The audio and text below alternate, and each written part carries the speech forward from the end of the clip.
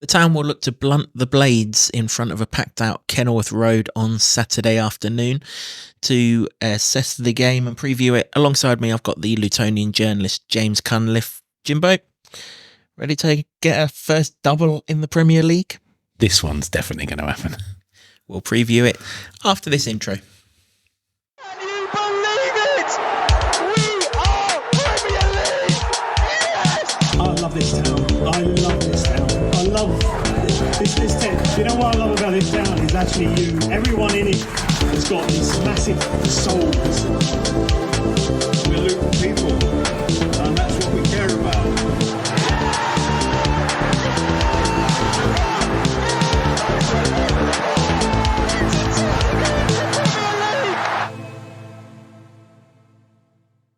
Hello everyone, welcome along to the latest episode of the Luton Town Supporters Trust podcast, the preview episode for Luton Town versus Sheffield United, Saturday 3 o'clock. If you haven't got a ticket, you're out of luck. They're all gone, and quite rightly so, for what is a huge game of football in the race to beat the drop. As I said, I've got James alongside me as always. James, this is one of those, isn't it, that it's not a banana skin for Luton, but if they approach it right, they'll be fine. But the mentality's got to be spot on here. Just because Sheffield United are getting battered here, there and everywhere doesn't mean to say we've literally got to turn up and win the game. We've just got to have it right. But if we have it right, it's very much a game that we should be looking to win. Absolutely. If they play anywhere near with the attack intent they've shown against Brighton and Newcastle, and many of the other home games that we've seen as well, then it could be a long afternoon for Sheffield United, but they've got to turn up with the right attitude. Let's be honest, I don't think that don't think you could ever say ever, but they rarely turn up with the wrong attitude. Yeah, that's the good thing about these boys, isn't it? Their feet are on the ground, they're level-headed, you know, they're never too high, never too low. I think even Rob's quoted that. It makes you think back to the John Still days when he does it, doesn't it? But it's absolutely right. But the game of this is a weird game of football in many ways, isn't it? Because most of the teams that come to Kenilworth Road, their fans are expecting to win, even though it's at Kenilworth Road, and they still think, oh, it's little old Luton, turn them over and all of this. Sheffield United come here having to win. You know, if Brighton came here and got a draw, whilst their fans would have been pissed off, it's probably not a bad result for them. Ditto, you know, one or two others that have come here recently. Sheffield United have to win, right? 10-point gap between us and them. Were we to win, that becomes 13, 15 games left, or I think it might even be 14 games for them. You ain't catching that. I generally think when it gets to a point per game, the difference being, you know, sort of 14 points, 14 games, you need in snookers. So they get into the kind of snookers required stage. So they can't come here.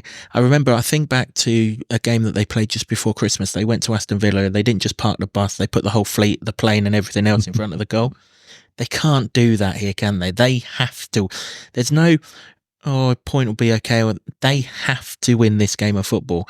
And that might just be right up our street. The pressure's massively on them, really. Luton are flying.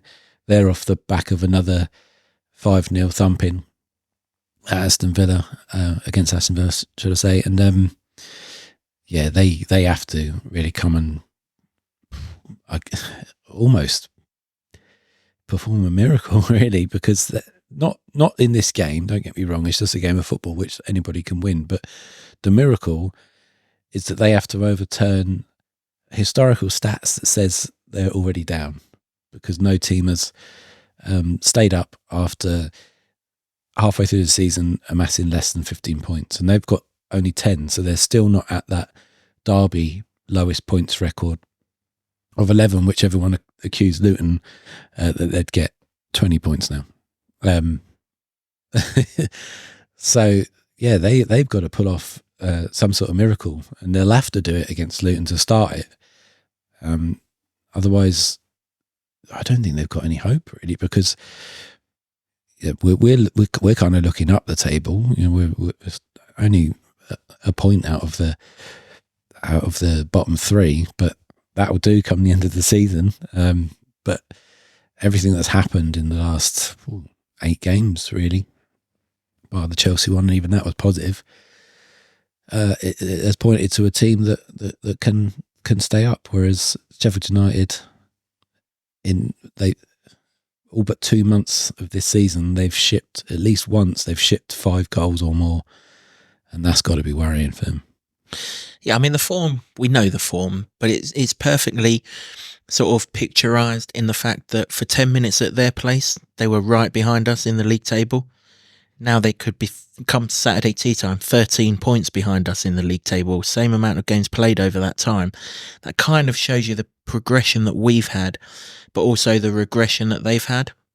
And just looking at Sheffield United, I mean, looking at it from afar, I probably shouldn't say this, and it might be disrespectful, but there are shades that they've accepted their fate. Certainly in the stands, cleared off after 3 goals on Saturday against Aston Villa. Well, if you think back to when we were 3-0 down against Chelsea, the noise levels just went up again. Mm-hmm. And that was the kind of difference. And when I watch them on the pitch, when a 3rd goal goes in and they're out of a game, it goes completely. And again, you think back to our players on the pitch when that 3rd one went in against Chelsea. Well, let's roll our sleeves up. Let's see what we can get from the game. I don't see that from them. But we can't, for all of that, we can't just turn up and think we're just going to roll these over. We have to treat them, we almost have to treat them as though they're the league leaders and we're 0-0, like when we played against them last season when they were among the league leaders. We need that kind of mentality about us, don't we? And if we do, I'm confident we'll win the game. But it's important to give them respect, even though it does appear from afar that they're kind of starting to become accepted to their fate in the stands, if not on the pitch. Yeah, but I still think from the stands they see Luton as a team that's below them, size-wise, expectation-wise, and they think that they should be beating Luton. It's a mistake that many teams have made. The hashtag teams like Luton does the rounds after games like these when Luton get a positive result. And I think that they'll have that expectation, but they'll also have this level of disappointment the minute something doesn't go right. You mentioned that they get up to 3 goals and all the fans push off, whereas for Luton, that's not what happens, because Luton go a goal down, you feel they can get back in. They did twice against Newcastle, even when they got it back to 4-4, and you're expecting Newcastle to probably go on and cave in. Luton don't. They hold firm, have the best chance to try and win it. And there's a whole lot of psychological difference between the two clubs in the way that they approach those situations and the hard times and the tough times. And that's only going to stand Luton in good stead. You mentioned at the start of this podcast they take some batterings, and my God, they do take some batterings. They've conceded 13 goals in their last 3 games. Luton have scored 8 goals in our last 2 games. I mean, the ingredients are all there for a home win, right? But this game will be played on grass. Let's not play it on paper. But their results after these batterings, yeah, they don't get battered twice in succession, but they don't always win. In fact, I believe I'm right in saying the only win they've had after one of these towel-ins was against Wolves. And I mean, I think Wolves got an apology from Howard Webb, didn't they, for the penalty that was given, which was just a straight up, blatant, out-and-out dive. So without that, that's a 1-1 draw. So I'm kind of putting myself in the position of myself when we took those 7-0 hide-ins in the Championship. We then won the following game against Brentford. After the Brentford one, we won the following game. If memory serves, it was against Wigan. Yeah. And then when we lost 7 at Fulham, albeit with the circumstances of sacking that off for the following game, we beat Reading to secure our place in the playoffs. This lot don't seem to respond with wins. It's kind of, you kind of wonder what their mentality is like. And we always say the first goal in these games are important, but you really do feel if it goes to Luton and goes to Luton early, the afternoon could get messy again for them. Yeah, that's the thing. There doesn't appear to be a bounce back from these heavy defeats, and that would only, just from a pure mindset, because we're all human, you get that many disappointments and that many drubbings, it's going to have an effect. And yeah, that one against Wolves, it was Norwood with a late penalty, like 10 minutes into added time, virtually no chance to to respond to that one, and a bit of controversy.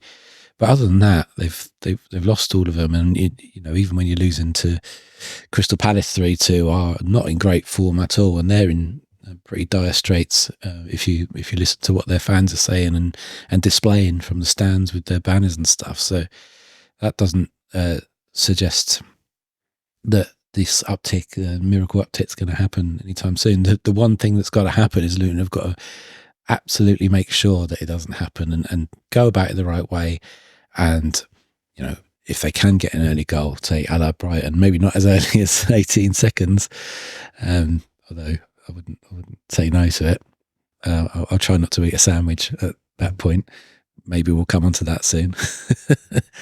That's, by the way, Sheffield United fans, I was eating a sandwich when Luton scored that first goal against Brighton. It's not the other thing. But, while we're on the subject, what can all Luton fans just bring a sandwich to Kenilworth Road and bring it out and start eating it when Chris Wilder appears? Can you please do that? Because it would just make me so happy.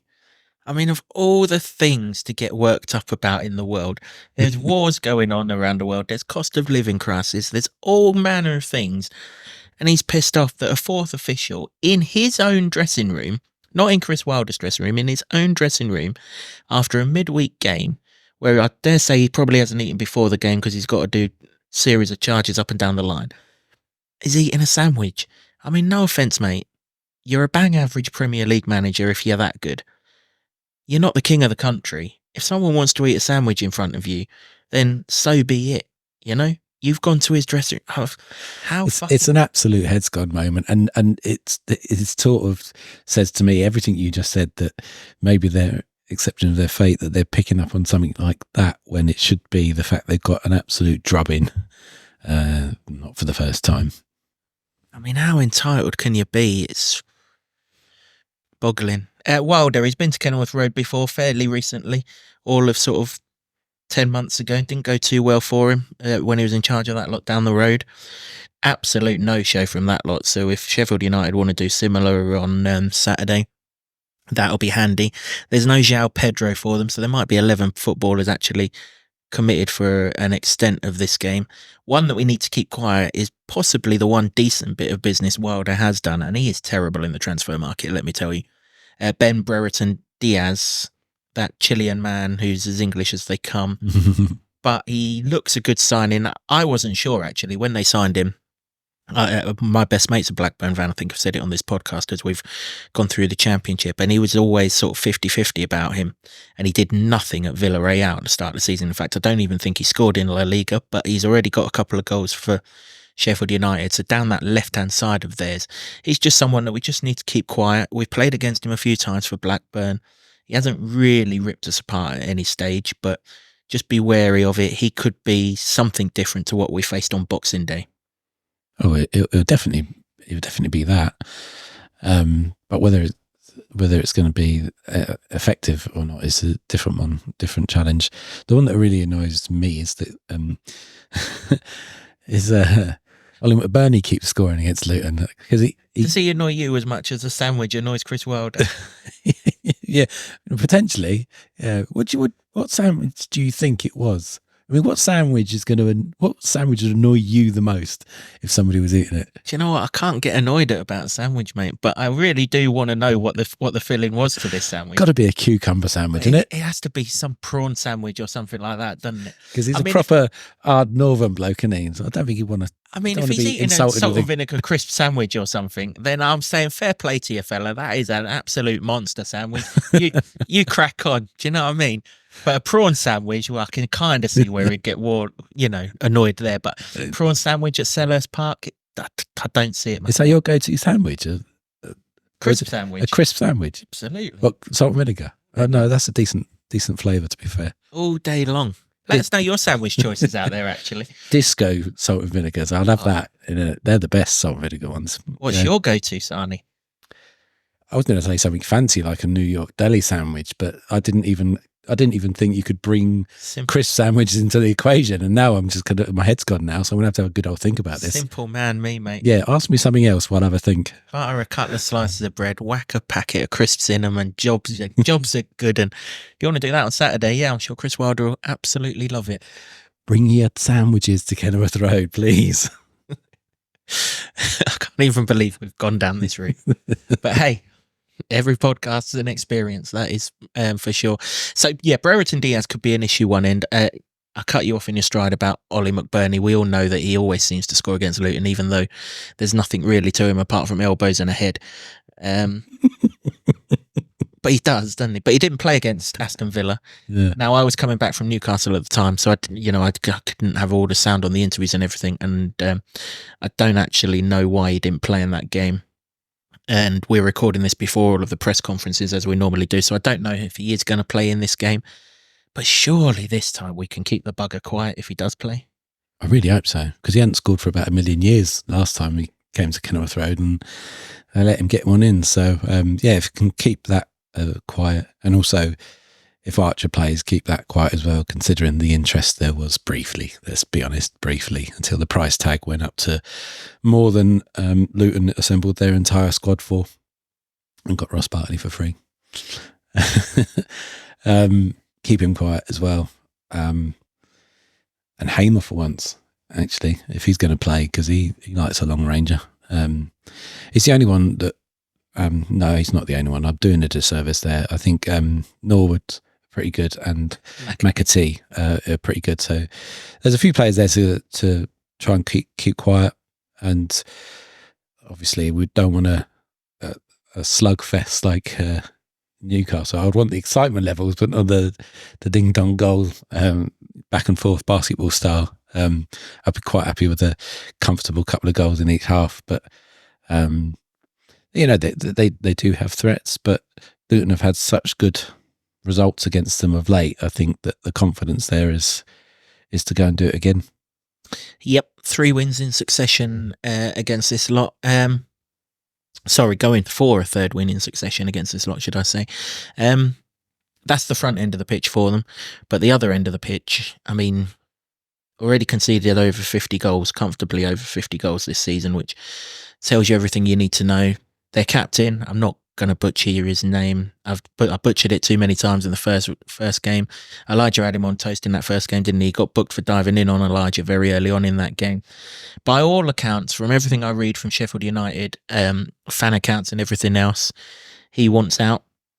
And he's making it pretty obvious he wants out, which kind of begs the question, why is the captain in the first place? So all is not well there. Between the sticks, they're an absolute mess. I mean, Foderingham was never better than bang average.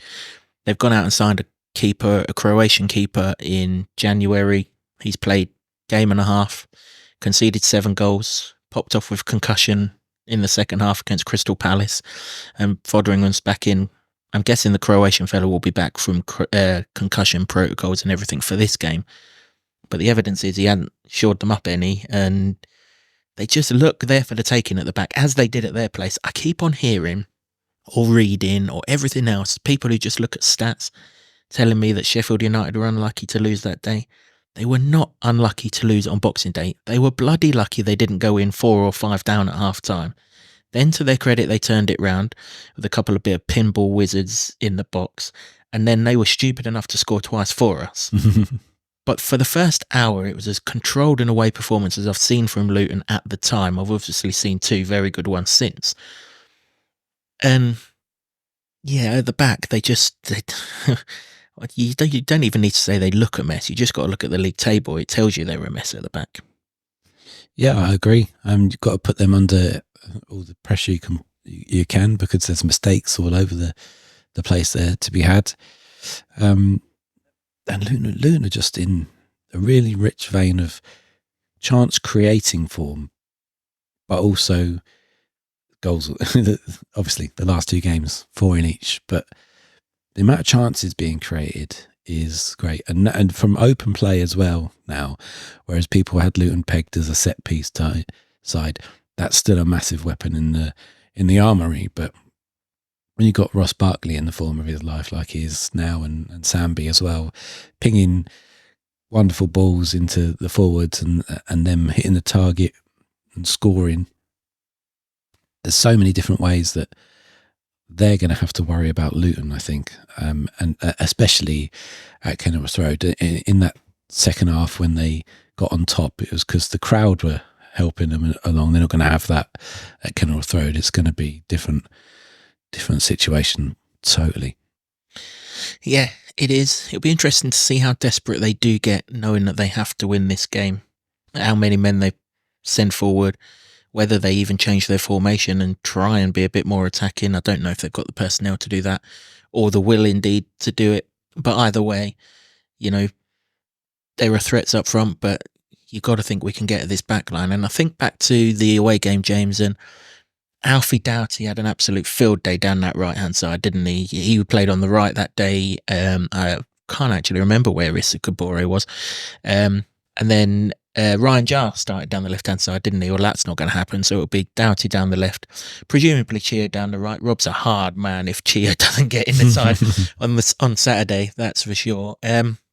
So it'll be Chio up against whoever they decide to utilise at left-back, and based on the way Alfie Doughty ran riot down there in that first half in particular, of course, he scored his first Premier League goal, didn't he, in the first half of that game. You've got to think Chio's going to have plenty of joy. I mean, he's just twisted and turned and forced Dan Burn into submission, and he's going to get another shot at a left-back to do the same. Yeah, all this calendar year. I mean, since Issa's been at the AFCON, I know he's back now, but I don't see he gets back in at the moment the way that the team are performing in as a whole, but also Chio in that role. I don't think he gets back in. Like you say, I think it would be a difficult decision. Although I did say that for the Newcastle game where I thought that Mengi wouldn't get back in purely because Burke played, but I think the circumstances are different there, isn't it? Because Burke, to a certain extent, we're going to have to wrap him up in cotton wool a little bit. He played 90 minutes after a very long layoff, so that's probably the right decision. But Chio he was electric at St James's Park, so yeah, you've got to let him loose again. You do. Do you see any team changes for Luton after that game up at Newcastle? No, honestly, I think that in an attacking sense, they were fabulous.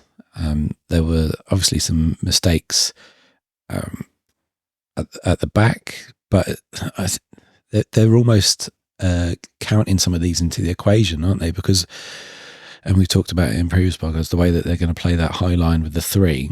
There's not many players that are going to be able to run past them. Like, all credit to him, Anthony Gordon gave Osho a clean pair of heels, but the reason that they're confident doing that because they can mostly recover against most sides, and there's not a lot of pace in there.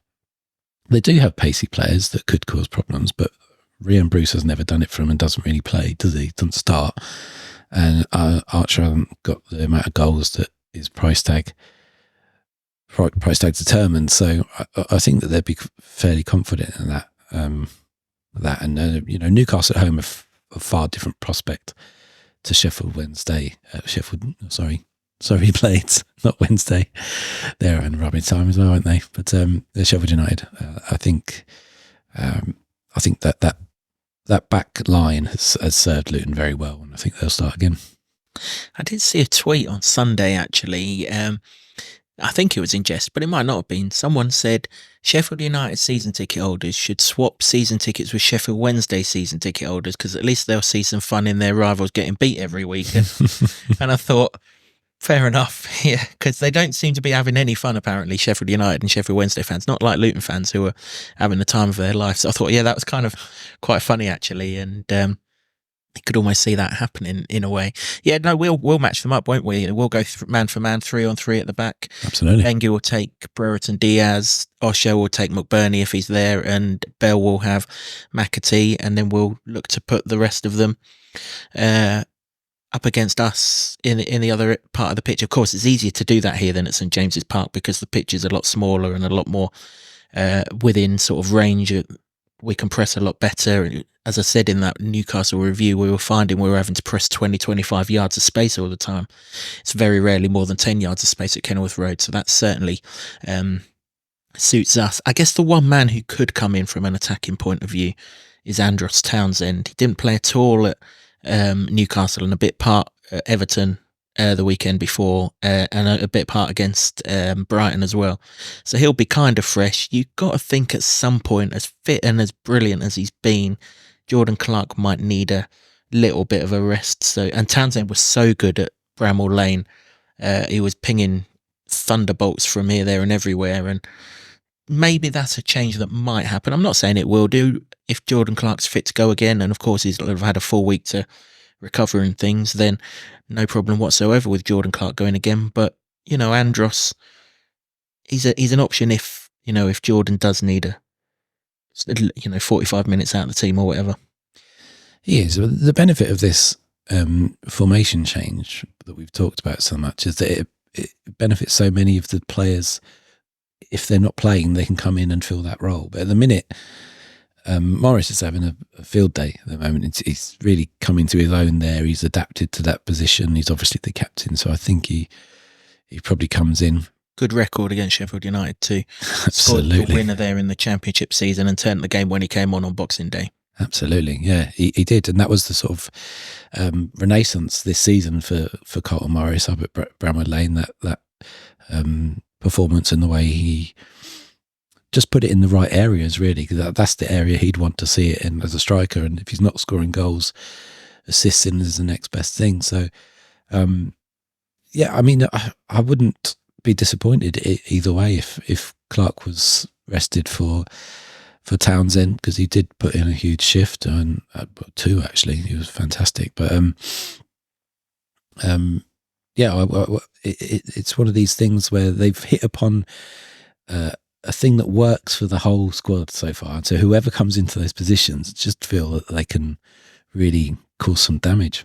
Yeah, we mentioned that on a previous podcast, didn't we? That this 3-4-2-1 that we've transitioned into just benefits so many more members of the squad, brings so many more of them into play.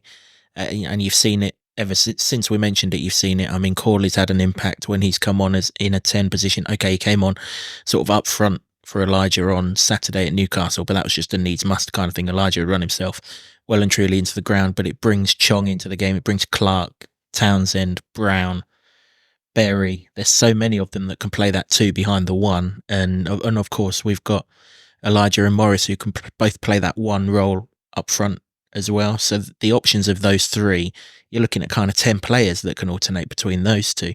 Where we're kind of not so well sort of stocked, and where you would worry about an injury, would be Barkley and Lokonga, where no disrespect whatsoever, but the backup's Pelly, whilst Marvellous is out injured. And Pelly's great, but, you know, is it top level down to sort of the next rung down, really. That's probably bigger than those three positions ahead of them. But hey, someone's got to get near Barkley to injure him, and they ain't managed to do that yet. So, yeah. They dominated them at their place, those two, didn't they? Again, they had three in midfield, Sheffield United. Lokonga was the one who played that pass down to Doughty for the opening goal. And Barkley was just brilliant, as Barkley always is. If they dominate them again, good things are going to happen for Luton on Saturday. They should dominate them, because I think you mentioned it in the previous podcast, Luton have got the best midfield in that bottom half. The midfield trio. Any of those teams would kill for Ross Barkley in this form. Sambi Lokonga, Jordan Clark coming in and supporting, they would. And if they can perform to the best of their abilities, they're a handful for the top six, let alone anyone in the bottom half. And that's why one of the major reasons why we're so confident, really, about these games coming up. You know, Ross Barkley is just a phenomenal player, and he's getting better and better and better. And it doesn't matter whether he's facing up against, you know, Martin Odegaard or Rodri. There's no fear whatsoever. He's playing fantastically, and I just want to see him out there doing his thing. Indeed, roll on Saturday for that, that's for sure. Yeah, so Sheffield United could pose a threat. But you got to think that Luton can impose ourselves on them going forward. Certainly their back line looks an awful lot more vulnerable than what our one does, particularly our one at Kenilworth Road, which has got ever better 2 clean sheets in its last 3 home Premier League games, and looking a lot more secure. Chelsea just kind of feasted on a mistake out wide, and a sort of couple of really good goals, to be fair, that sort of £100 million players score, and we're not up against any of them here. That's it really for this preview part of the podcast, but we're not going to leave you without a score prediction, as we always do. Obviously, the last 2 have been nigh on impossible to predict, and it might be that we look back on this when we do the review, and this one's impossible to predict as well, but who knows, we'll give it a good go. Luton Town versus Sheffield United. James, I think if you're expecting a low-scoring game here, you're barking up the wrong tree, to be quite honest. That's not to say it won't happen, but just the must-win nature of it for Sheffield United suggests there's going to be goals somewhere along the line. How does this one end? Yeah, I think they have to go for it a little bit, which will them open, and then that plays into the hands of that midfield trio that we're talking about. That can they can play if you sit back, and they can definitely run through you if you open them up. If you open up the spaces, so I think that there's goals in it. As ever, I think that there may be goals in it for Sheffield United. Don't keep too many clean sheets. So I'm going to go for a not quite as high scoring one as the last 2 games, but a 3-1. 3-1 to Luton for James. They've renamed Luton Town 4, you know. They have done. And they'll keep on renaming it after this one, because I think Luton are going to score 4 for a 3rd game in succession. If we can score 3 at their place and barely have a shot on goal after we took the lead, surely to Christ we can score 4 at our place. 4-1 Luton for me in this game. I agree with you. I just think the must-win nature of it will give Sheffield United some sort of early sniff, or some, maybe even pride for a consolation, or something will get them a goal. Thing is, though, if that does happen, if they get an early one, the instinct would be to try and sit back and just park the bus. But that's not going to work with Luton, because they can go through you with Barkley and Congo, or they can play it down the wings. And I think it will spur the home crowd on as well. So I think they're going to have to play it quite cutely somehow. I'm not sure they got that in them. No, and if Luton do score early or get the first goal sometime in that first half, I mean, we flipped the lid, haven't we? It used to be last 15 minutes we scored. Now we're scoring in the first half. It's great to see. Love watching Luton score in the first half, actually. More of them, please. Yeah, if we get that early goal, I mean, the capitulation could be on again, because we're rampant at the minute. Yeah. And they're obviously shot for confidence. So, yeah, I see a comfortable Luton win in this game. And I genuinely am saying that as how I see it. I'm not saying it to be controversial or anything. I'm just using what I saw with my own eyes on Boxing Day and what the numbers tell me since then. I think Luton win this game as long as we approach it in the right way, and Rob Edwards has approached every single game in the right way. He'll get the boys going in the right direction. I just think we're too good for Sheffield United in their current plight. 4-1 for me, 3-1 for James. Let us know what your score prediction is. As ever, if you do get it right, we will give you a shout out in the review episode of the podcast. Any other reflections before we say goodbye, James? Bring your sandwiches to Kenilworth Road. Have you actually worked out what your favourite sandwich is yet? I'm still sticking with the New York deli. I like that one. Very posh from James. Goes overseas. I had one in Kenilworth Road the last game. That was the sandwich I was eating when they scored the first goal against Brighton. So maybe it's an omen. Maybe I just have to stuff a New York deli sandwich in my face from the kickoff and see what happens. Is that a Cristiano made New York deli? He makes some good tucker, that bloke. He does make some good food, but no, I think they bought that one in. All right, fair enough. Apologies to Cristiano. We digress, of course. That is it for this episode of the podcast. If you want to let us know what your favourite sandwich is, crack on. We don't mind at all. As I say, crisp sandwich for me. Happy days. Thank you very much for watching or listening. Thank you to everyone who's subscribing. The subscriber numbers are going through the roof. We have not forgotten about the giveaway that we have promised you. We are just waiting for a game to be rescheduled. And then once that date is known, we will announce that. We'll have a couple of couple of prizes or more for our subscribers to get stuck into, and really looking forward to letting you know what that is. Thanks to James for keeping me company for this preview of the Sheffield United game. The review will be out, as always, the Monday after the game, and we'll look ahead to the Manchester United home game in the same week. But until then, thanks very much to the Hightown Club for hosting the podcast, to Sean Grant and the Wolfgang for the wonderful intro music, which everyone seems to be really enjoying that I speak to Ed Smith, Creative, for all of the designs that you see on set, and of course, once again, for you for watching or listening. Let's have them score predictions, and until the review episode, come on, you Atters. Huge weekend, particularly with the fixtures that are on also this weekend with regards to Everton playing Man City, Burnley playing Liverpool, and Newcastle taking on Nottingham Forest. This could be a real big Saturday and Sunday for us. It could be the one that makes survival a whole lot closer. So until then, come on, you Hatters. Can you believe it? We are Premier League! Yes! I love this town. I love this town. I love this town. You know what I love about this town is actually you. Everyone in it has got these massive souls. We're Luton people.